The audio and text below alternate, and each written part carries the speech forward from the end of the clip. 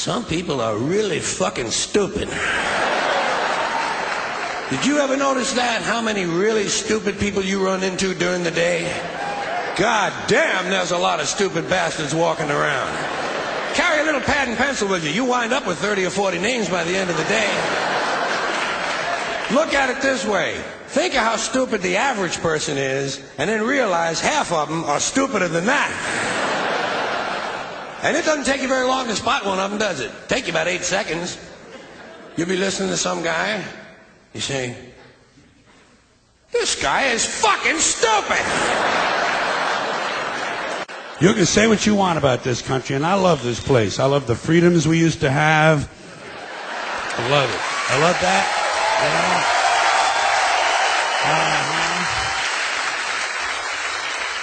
I love it when it didn't take a fucking catastrophe to get us to care for one another.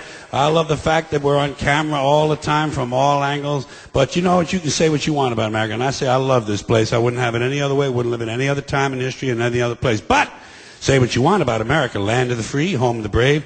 We got some dumb-ass motherfuckers floating around this country. Dumb-ass motherfuckers, you know? These people are efficient, professional, compulsive consumers. It's their civic duty. Consumption. It's the new national pastime. Fuck baseball. It's consumption.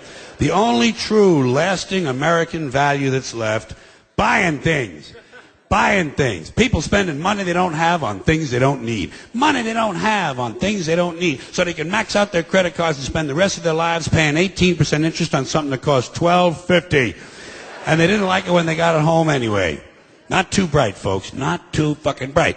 But if you talk to one of them about this, if you isolate one of them, you sit them down rationally, and you talk to them about the low IQs and the dumb behavior and the bad decisions, right away they start talking about education. That's the big answer to everything. Education. They say we need more money for education. We need more books, more teachers, more classrooms, more schools.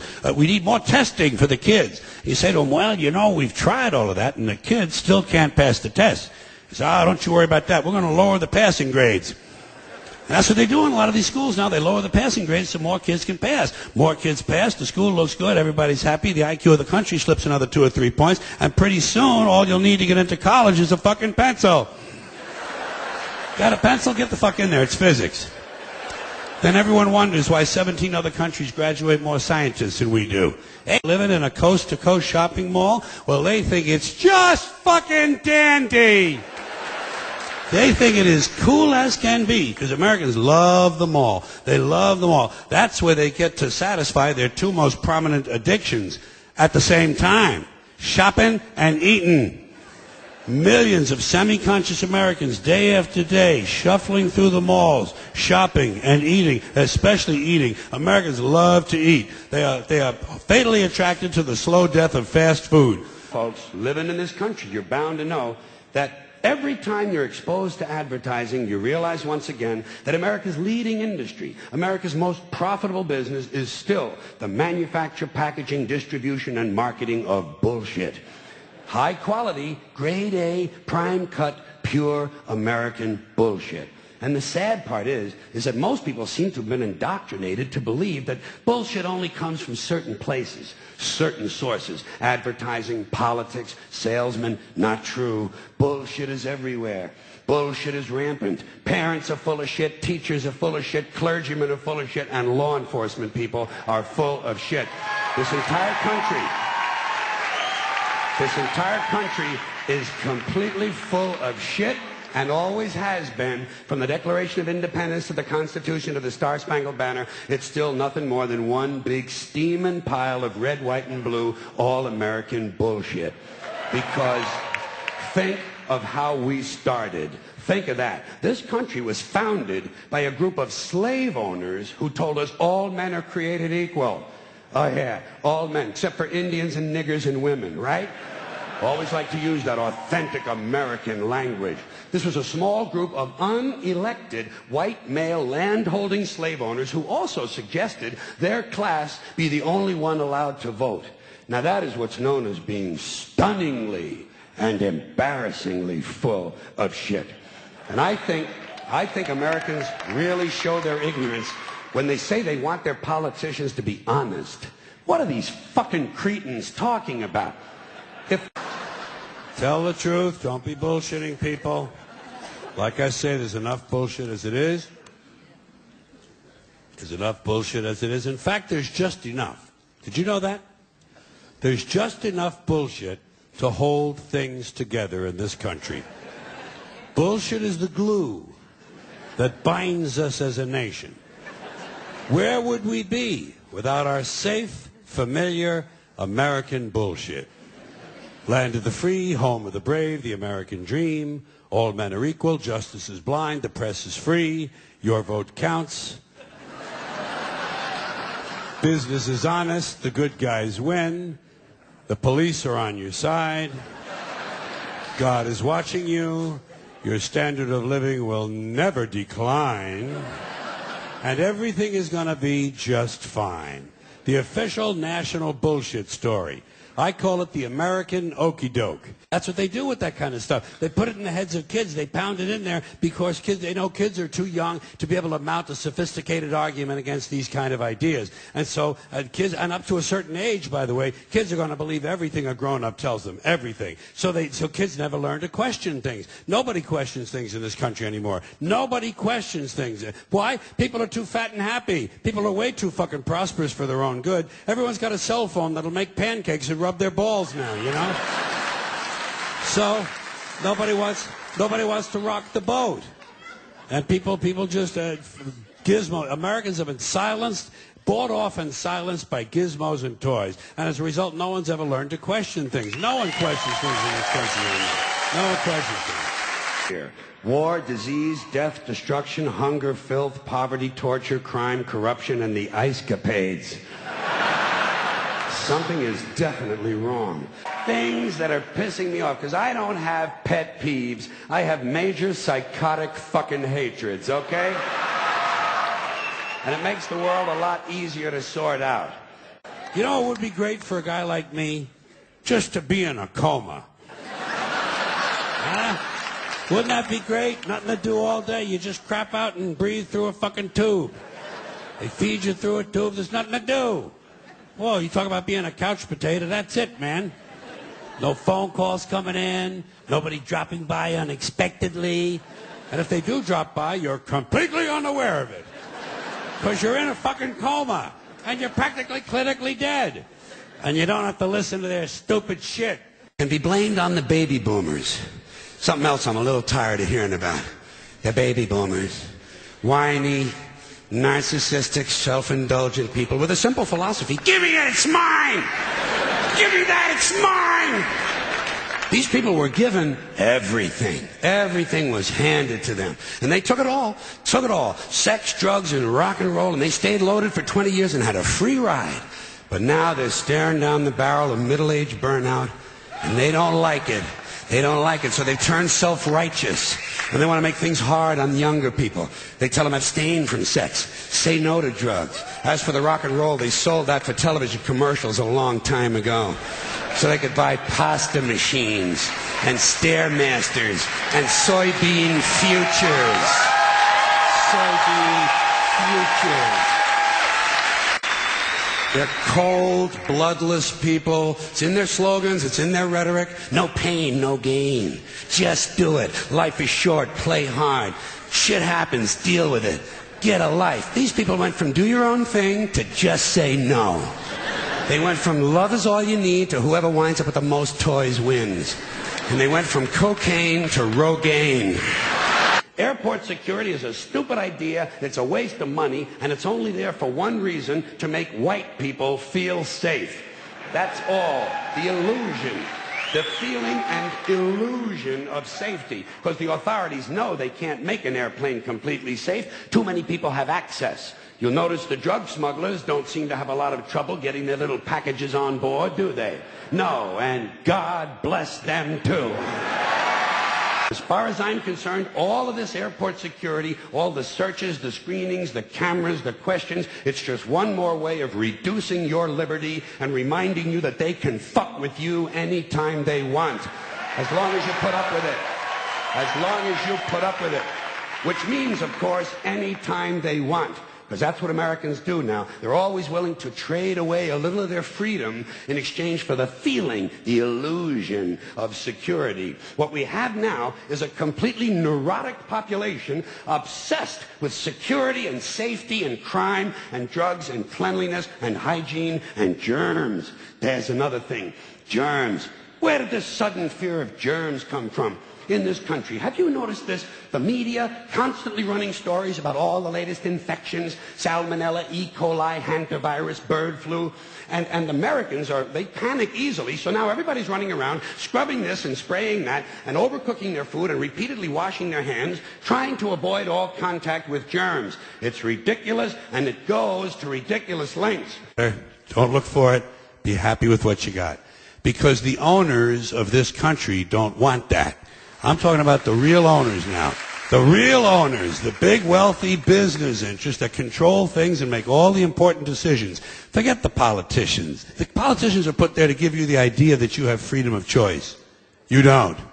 You have no choice. You have owners. They own you. They own everything. They own all the important land. They own and control the corporations. They've long since bought and paid for the Senate, the Congress, the state houses, the city halls. They got the judges in their back pockets. And they own all the big media companies, so they control just about all of the news and information you get to hear. They got you by the balls. They spend billions of dollars every year lobbying to get what they want. Well, we know what they want. They want more for themselves and less for everybody else. But I'll tell you what they don't want. They don't want a population of citizens capable of critical thinking. They don't want well-informed, well-educated people capable of critical thinking. They're not interested in that. That doesn't help them. That's against their interest. That's right. They don't want people who are smart enough to sit around the kitchen table and figure out how badly they're getting fucked by a system that threw them overboard 30 fucking years ago. They don't want that. You know what they want? They want obedient workers. Obedient workers. People who are just smart enough to run the machines and do the paperwork and just dumb enough to passively accept all these increasingly shittier jobs with the lower pay, the longer hours, the reduced benefits, the end of overtime, and the vanishing pension that disappears the minute you go to collect it. And now they're coming for your Social Security money. They want your fucking retirement money. They want it back so they can give it to their criminal friends on Wall Street. And you know something? They'll get it. They'll get it all from you sooner or later because they own this fucking place. It's a big club, and you ain't in it. You and I are not in the big club. And by the way, it's the same big club they used to beat you over the head with all day long when they tell you what to believe. All day long, beating you over the head in their media, telling you what to believe, what to think, and what to buy. The table is tilted, folks. The game is rigged. And nobody seems to notice. Nobody seems to care. Good, honest, hard-working people, white collar, blue collar, doesn't matter what color shirt you have on. Good, honest, hard-working people continue. These are people of modest means. Continue to elect these rich cocksuckers who don't give a fuck about them. They don't give a fuck about you. They don't give a fuck about you. They don't care about you at all. At all. At all. Man. The public sucks. Fuck hope. Fuck hope. Because if it's really just the fault of these politicians, then where are all the other bright people of conscience?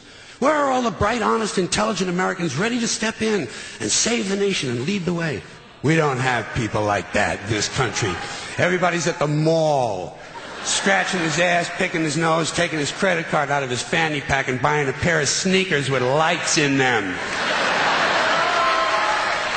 So I have solved this little political dilemma for myself in a very simple way. On election day, I stay home. I don't vote. Fuck them. Fuck them. I don't vote. Two reasons I don't vote. First of all, it's meaningless. This country was bought and sold and paid for a long time ago. The shit they shuffle around every 4 years doesn't mean a fucking thing. And secondly, I don't vote because I believe if you vote, you have no right to complain. And nobody seems to notice, nobody seems to care. That's what the owners count on, the fact that Americans will probably remain willfully ignorant of the big red, white, and blue dick that's being jammed up their assholes every day. Because the owners of this country know the truth. It's called the American dream, because you have to be asleep to believe it. Look at things anymore, sort of take them in, maybe even remember them. Is that just a strange notion? Does experience have to be documented and brought home and saved on a shelf? And do people really watch this shit? Are people's lives so bankrupt they sit at home looking at things they already did? The self-esteem movement began in 1970, and I'm happy to say it has been a complete failure. Because studies have repeatedly shown that having high self-esteem does not improve grades, does not improve career achievement, it does not even lower the use of alcohol, and most certainly does not reduce the incidence of violence of any sort. Because as it turns out, extremely aggressive, violent people think very highly of themselves. Imagine that. Sociopaths have high self-esteem. Who would have thunk, huh? I love when this kind of thing happens. I love when these politically correct ideas crash and burn and wind up in the shithouse. Language. Tell you what you can say and what you can't say. Government wants to tell you some things you can't say because they're against the law. Or you can't say this because it's against the regulation. Or here's something you can't say because it's a secret. You can't tell him that because he's not cleared to know that. Government wants to control information and control language because that's the way you control thought. And basically that's the game they're in. Same with religion. Religion is nothing but mind control. Religion is just trying to control your mind, control your thoughts. So they're going to tell you some things you shouldn't say because they're sins. And besides telling you things you shouldn't say, religion's going to suggest to you some things you ought to be saying. Here's something you ought to say first thing when you wake up in the morning. Here's something you ought to say just before you go to sleep at night. Here's something we always say on the third Wednesday in April after the first full moon in spring at 4 o'clock when the bells ring. Religion is always suggesting things you ought to be saying. Same with political groups of all kinds. Political activists, anti-bias groups, special interest groups are going to suggest the correct political vocabulary, the way you ought to be saying things, and that's where the feminists come in. Now, as I said, I got nothing against the feminists. In fact, I happen to agree with most of the feminist philosophy I have read. I agree, for instance, that for the most part, men are vain, ignorant, greedy, brutal assholes who've just about ruined this planet. Who've just about ruined this planet because they're afraid someone might have a bigger dick out there somewhere. You know what they ought to do? They ought to have 2 new requirements for being on the police. Intelligence and decency. You never can tell. It might just work. It certainly hasn't been tried yet. It's one of these things we tell ourselves so we'll feel noble. Life is sacred. Makes you feel noble. Well, let me ask you this. If everything that ever lived is dead, and everything alive is going to die, where does the sacred part come in? I'm having trouble with that. Because, I mean, even with this stuff we preach about the sanctity of life, we don't practice it. We don't practice it. Look at what we kill. Mosquitoes and flies, because they're pests. Lions and tigers, because it's fun. Chickens and pigs, 'cause we're hungry. Pheasants and quails, 'cause it's fun, and we're hungry. And people, we kill people, 'cause they're pests, and it's fun. I'm looking for conservatives want live babies so they can raise them to be dead soldiers. Pro-life. Pro-life. These people aren't pro-life, they're killing doctors. What kind of pro-life is that? What, they'll do anything they can to save a fetus, but if it grows up to be a doctor, they just might have to kill it? They're not pro-life. You know what they are? They're anti-woman. Simple as it gets. Anti-woman. They don't like them. They're children. Help the children. What about the children? Save the children. You know what I say? Fuck the children. Fuck them. They're getting entirely too much attention. And I know what you're thinking. You say, Jesus, he's not going to attack children, is he? Yes, he is. He's going to attack children. And remember, this is Mr. Conductor talking. I know what I'm talking about. I know what I'm talking about. And I also know all you single dads and soccer moms who think you're such fucking heroes aren't going to like this, but somebody's got to tell you for your own good, your children are overrated and overvalued. You've turned them into little cult objects. You have a child fetish, and it's not healthy. And don't give me that weak shit. Well, I love my children. Fuck you. Everybody loves their children. Doesn't make you special. Swearing on the Bible is just one more way of controlling people and keeping them in line, and it's one more thing that holds us back as a species. Here's one more item for you, the last in our civics book, rights. Boy, everyone in this country is always running around yammering about their fucking rights. I have a right, you have no right, we have a right, they don't have a right. Folks, I hate to spoil your fun, but there's no such thing as rights, okay? They're imaginary. We made them up, like the boogeyman. The Three Little Pigs, Pinocchio, Mother Goose, shit like that. Rights are an idea. They're just imaginary. They're a cute idea. Cute. But that's all. Cute and fictional. But if you think you do have rights, let me ask you this. Where do they come from? People say, well, they come from God. They're God-given rights. Oh, fuck, here we go again. Here we go again. The God excuse. The last refuge of a man with no answers and no argument. It came from God. Anything we can't describe must have come from God. Personally, folks, I believe that if your rights came from God, he would have given you the right to some food every day, and he would have given you the right to a roof over your head. God would have been looking out for you. God would have been looking out for you. You know that? Want. Pray for anything. But what about the divine plan? Remember that? The divine plan. Long time ago, God made a divine plan. Gave it a lot of thought, decided it was a good plan, put it into practice. And for billions and billions of years, the divine plan has been doing just fine. Now you come along and pray for something. Well, suppose the thing you want isn't in God's divine plan. What do you want him to do? Change his plan? Just for you? Doesn't it seem a little arrogant? It's a divine plan. What's the use of being God if every rundown schmuck with a $2 prayer book can come along and fuck up your plan? And here's something else, another problem you might have. Suppose your prayers aren't answered. What do you say? Well, it's God's will. Thy will be done. Fine. But if it's God's will and he's going to do what he wants to anyway, why the fuck bother praying in the first place? Seems like a big waste of time to me.